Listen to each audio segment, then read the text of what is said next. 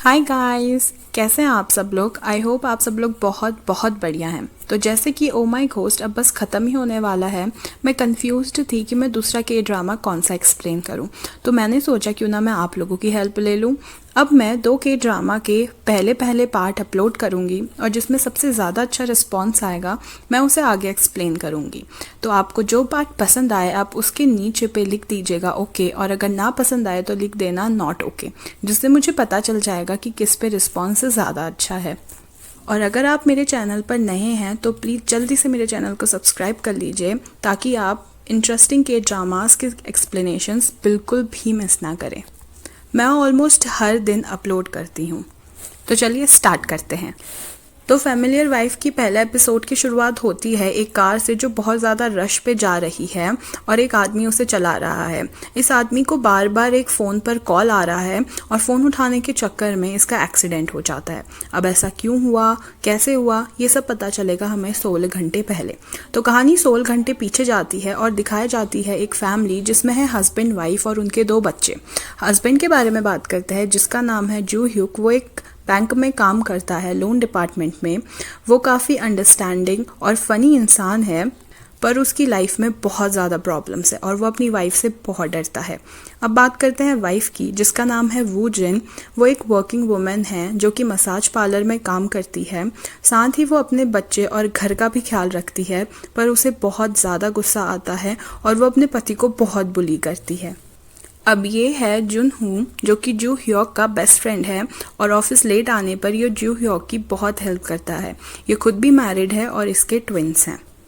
तो अब कहानी आगे बढ़ती है और जू ह्योक हमेशा की तरह ऑफिस लेट पहुंचता है और अपने मैनेजर से डांट खाता है।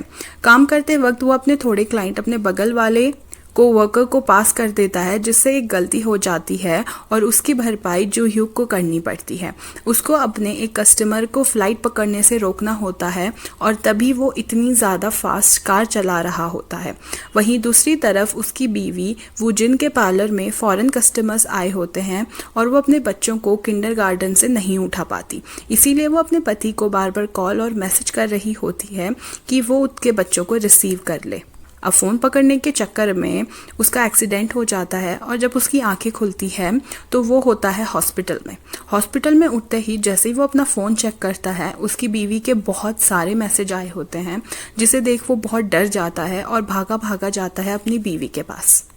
घर पहुंचने पर उसकी बीवी उसको बहुत ज़्यादा अब्यूज़ करती है और यहाँ तक कि क्रैब के क्लॉ से उसके मुंह पर मार देती है और उसके गाल पर एक कट हो जाता है। वो सीधा गुस्से में जाता है अपने दोस्त के रेस्टोरेंट और वहाँ पर बताता है कि उसकी हालत कितनी बुरी है शादी में और उसको अब डिवोर्स चाहिए। उसके फ्रेंड्स उसे बहुत समझाते हैं कि ऐसा होता है क्योंकि बीवियाँ बहुत ज़्यादा काम करती हैं और वो इरिटेट हो जाती है, पर वो कहता है कि हाँ मैं एक पल के लिए समझ भी लूँ कि वो बिज़ी है इसलिए इरिटेट हो रही है, पर ये कहाँ तक का सही है कि वो सबके सामने मॉल पे मुझे अब्यूज़ करने लग जाती है जब मैं थोड़ा सा भी लेट होता हूँ। वो मुझे मारने लग जाती है जब भी मैं कोई गलती करता हूँ और यहाँ तक कि वो मुझे एक ओल्ड मैन की तरह लगती है जो कि बहुत ज़्यादा डिस्कस्टिंग है। जब मैं ऑफिस से घर जाता हूँ वो तब मुझे खाना भी नहीं देती और मुझे बहुत बार टोफू खा के ही अपना पेट भरना पड़ता है। ये सुन उसके दोस्त भी चुप हो जाते हैं और अब दूसरा दिन आ जाता है। हर दिन की तरह जो ह्यूग अपने ऑफिस जाता है और ऑफिस में उसका मैनेजर जो गलती उससे कल हुई उसकी भरपाई के लिए फ्लायर्स बांटने को कहता है। फ्लायर्स बांटते वक्त उसे अपनी कॉलेज की एक फ्रेंड मिलती है ह्या वॉन और दोनों अब साथ में लंच करने जाते हैं। लंच करते वक्त अपने प्लेट पे पड़ा हुआ पीस है वॉन जो ह्यूग के प्लेट पे डाल देती है, जिसे देख जो ह्यूग काफ़ी इमोशनल हो जाता है कि उसकी बीवी तक उससे खाने के लिए नहीं पूछती और हेव वॉन ने उसको अपना खुद का पीस दे दिया। तभी हेयर वॉन बोलती है मैं अभी तक का स्टेट्स पे थी और मैंने तुम्हारे बारे में काफ़ी सुना कि तुम्हारी शादी हो गई है, बच्चे हो गए और तुम्हारी बीवी काफ़ी सुंदर है। सच बताऊँ तो मैं काफ़ी जेलस हुई क्योंकि मैं कॉलेज के टाइम पर तुम्हें बहुत लाइक करती थी, तुम्हें पता था ना। और ये बात बस जू ह्योक के दिमाग में बैठ जाती है। वो ऑफिस पे यही सोच रहा होता है, यहाँ तक कि लैपटॉप के स्क्रीन पे भी उसको उसकी शक्ल दिख रही होती है ये कहते हुए कि मैं तुम्हें पसंद करती थी। अब बस फिर क्या था, जो ह्यूग चला जाता है अपने कॉलेज के सुहाने दिनों के फ्लैशबैक पे, जहाँ पे वो कुछ काम कर रहा होता है और सेलो जो कि एक म्यूज़िकल इंस्ट्रूमेंट होता है उसकी बजाने की आवाज़ उसे आती है और वो उसकी तरफ खिंचा चला जाता है। रूम खोल के जब वो देखता है तो एक बहुत ही खूबसूरत लड़की वो सेलो बजा रही होती है और ये होती है हेयरवॉन। वो उसे बस देखता ही रह जाता है कि तभी कोई उसे पीछे से धक्का मारता है और वो रूम के अंदर जा गिरता है। हेयरवॉन उसे देख बहुत सरप्राइज्ड तो होती है पर स्माइल भी करती है। गार्डन पे घूमते वक्त भी वो हेयरवॉन को घूरता रहता है। तभी उसका दोस्त उसे बताता है कि वो म्यूजिक क्लब की गॉडेस है। सारे लड़के उसके पीछे पड़े हैं क्योंकि वो बहुत खूबसूरत है और वो काफ़ी फेमस है लड़कों में। तभी उसका दोस्त उससे पूछता है क्यों क्यों तुम इसके साथ कुछ करना चाहते हो या इसके साथ डेट पे जाना चाहते हो क्या। तो तभी एटीट्यूड में वो बोलता है नहीं ऐसा कुछ नहीं है, मैं बिल्कुल अट्रैक्टेड नहीं हूँ, पर जाकर म्यूज़िक क्लब ज्वाइन कर लेता है उसके लिए। अब एक दिन वो बहुत हिम्मत करके एक रोज़ लेकर जाता है हेयरवॉन को डेट के लिए पूछने के लिए। पर जब वो वहाँ जाता है उसे दिखता है कि एक आदमी बुके लेकर उसके पास जाता है और हेयरवॉन उसके साथ लंच पे चली जाती है। पर वो हेयरवॉन को ये कहते हुए सुनता है कि उसे एक सेलिब्रिटी के साइनिंग इवेंट पे जाना था पर किसी कारण की वजह से वो नहीं जा पाएगी। अब क्या था, जो ह्यून जाता है और उस सेलिब्रिटी का ऑटोग्राफ ले आता है हेयरवॉन के लिए और उसे दे देता है। हेयरवॉन ये देख काफ़ी ज़्यादा इम्प्रेस होती है। अब दूसरे दिन जब वो अपनी रूम पे यूजुअली उठता है मॉर्निंग पे, उसकी बहन वहाँ आती है और रूम गंदा देखकर उसे काफ़ी ज़्यादा डांटने लगती है। वो भागा भागा जब बाहर जा रहा होता है क्योंकि वो कॉलेज के लिए लेट हो चुका है, तब एक औरत उस पर पानी फेंक देती है और अब वो जैसे तैसे कर फाइनली बस स्टॉप पर पहुँचता है। बस पे चढ़ने पर वो देखता है कि एक आदमी एक लड़की को बहुत इनअप्रोप्रिएटली टच कर रहा है। वो लड़की बहुत चिल्लाती है और सबसे पूछने लगती है क्या किसी ने इसको मुझे टच करते हुए देखा। तभी जो ह्यूग बोलता है हाँ मैंने देखा और वो उसे अपने साथ ले जाती है पुलिस स्टेशन में गवाही देने के लिए।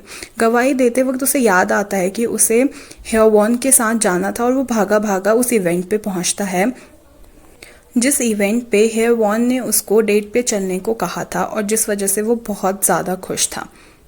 पर वहाँ जाते जाते काफ़ी लेट हो जाती है और हेयरवॉन ऑलरेडी इवेंट पे जा चुकी होती है और इवेंट भी स्टार्ट हो चुका होता है।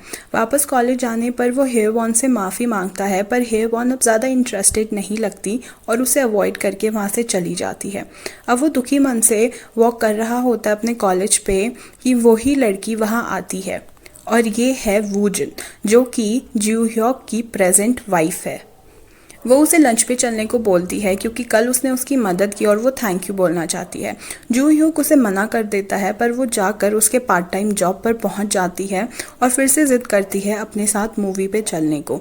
जू ह्यूग फिर से मना कर देता है पर वो जिन बोलती है कि तुम मेरे मैथ्स ट्विटर बन जाओ, मैं तुम्हें बहुत सारे पैसे दूंगी महीने के। और पैसों का नाम सुनते ही जू ह्यूग एग्री कर जाता है उसको ट्यूशन पढ़ाने के लिए। अब जब वो उसको ट्यूशन पढ़ा रहा होता है वो जिन उसे काफ़ी छेड़ती है, यहाँ तक कि वो उसे प्रपोज भी कर देती है और बोलती है कि तुम मुझे डेट कर लो। जू ह्यूग काफ़ी शर्मा जाता है और कोई भी जवाब नहीं देता। तभी उनको सुनाई देती है उसकी माँ के चिल्लाने की आवाज़। जाने के बाद पता चलता है कि उसके पापा गुजर चुके हैं और अब हेयरवॉन काफ़ी टूट चुकी है और बहुत दुखी है। जू ह्यूग वहाँ उसको ग्रीट करने जाता ज़रूर है पर वहाँ से जा ही रहा होता है कि हेयरवॉन उसका हाथ पकड़ लेती है और बोलती है मुझे अभी सहारे की ज़रूरत है, प्लीज़ मेरे साथ रुक जाओ। और शायद ऐसे ही दोनों की शादी हुई हो। पर वह अपने फ्लैशबैक से वापस आकर दोबारा से अपनी प्रेजेंट लाइफ पे वापस आ जाता है और घर जाकर दोबारा से अपनी गुस्से वाली बीवी को फेस करता है जो कि आराम से सो रही है और उसे बेड पे सोने को भी मना कर देती है क्योंकि वो ड्रिंक करके आया है। वो जाकर वीडियो गेम निकाल कर खेलने ही वाला होता है कि वीडियो गेम भी उसका साथ नहीं देता और वो भी नहीं चल रहा होता है। तभी वो हेयरवॉन की बात सोच के कहता है कि क्यों नहीं मैंने सोचा वो मुझे पसंद करती थी, क्यों नहीं मैंने उससे शादी की और इससे शादी की इस ईविल वुमेन से। और बस वो पछतावे में ही रह जाता है। दूसरा दिन होता है और वो ट्रेन पर सफ़र करके अपने ऑफिस जा रहा होता है कि एक आदमी किसी एक्लिप्स के बारे में बोल रहा होता है कि कैसे एक दिन चांद दो हो जाएंगे और एक ब्लैक होल बन जाएगा। तभी वो आदमी लड़खड़ाकर नीचे गिर जाता है और जू युक उसकी हेल्प करके उसे उठाता है। उसको उठाने के बाद वो आदमी उसको एक सिक्का देता है जो कि 500 वॉन का होता है, पर वो होता है 2006 ईयर का और वो 10 साल पुराना एक एंटीक सिक्का होता है। अब वो वैसे ही रोज की तरह ऑफिस पहुंचता है और ऑफिस पहुंचने पर उन्हें पता चलता है कि उनके एक बड़े मैनेजर की माँ की डेथ हो चुकी है।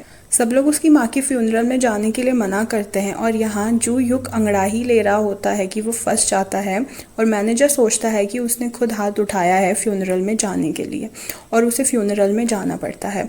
वो फ्यूनरल में जाता है, उन्हें ग्रीट करता है, अपनी माँ को कॉल करता है, उनके हालचाल पूछता है और कार में बैठकर वापस आ रहा होता है कि उसको रास्ते पे एक टोल गेट मिलता है। वो सोचता है कि जब मैं वापस जा रहा था तब तो ये टोल गेट यहाँ पे नहीं था, ये अचानक से कैसे टोल गेट यहाँ पर आ गया। अब वो टोल गेट 500 वॉन का सिक्का मांग रहा होता है। वो 500 वॉन, 700 वॉन, यहाँ तक कि 1000 वॉन उस पर डाल देता है, पर वो टोल गेट नहीं खुलता।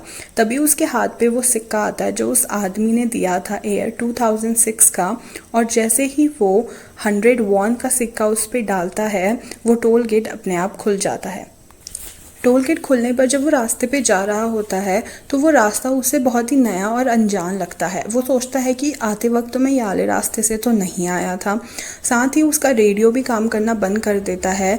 उसका गूगल ट्रैकर उसे बताता है कि वो गलत रास्ते पे जा रहा है और अचानक से वो एक पिंक होल के अंदर घुस जाता है और कुछ भी समझ नहीं आता।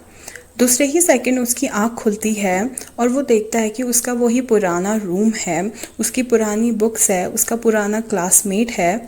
वो सोचता है मैं पक्का कोई ड्रीम देख रहा हूँ, पर अचानक से उसकी बहन रूम के अंदर आती है और उसे उसी दिन की तरह डांटने लगती है। अब वो जब कैलेंडर में देखता है तो डेट होती है जुलाई 6, 2006। इसका मतलब वो 10 साल पीछे ट्रैवल कर चुका है और अब वो अपने पास्ट में है। और यहीं पर पहले पार्ट का एंड हो जाता है। अब ये पार्ट हमारे दिमाग में काफ़ी सारे क्वेश्चंस छोड़ देता है। क्या जू युक अपनी वाइफ से सच में इतना परेशान हो गया है कि वो अपनी वाइफ को बदल देगा पास्ट में जाके? और वो जिन जो कि इतनी प्यारी और फनी लड़की थी वो इतनी गुस्से वाली और इरिटेटिंग कैसे बन गई? इन दोनों की शादी आखिर हुई कैसे कि दोनों एक दूसरे को इतना ज़्यादा नफरत करने लग गए? अब इन सारे सवालों का जवाब आपको मिलेगा सेकंड पार्ट में, और आपको तो ये पता ही है आपको क्या करना है अगर आपको ये पार्ट पसंद आया है तो। Thank you so much for watching. Bye bye.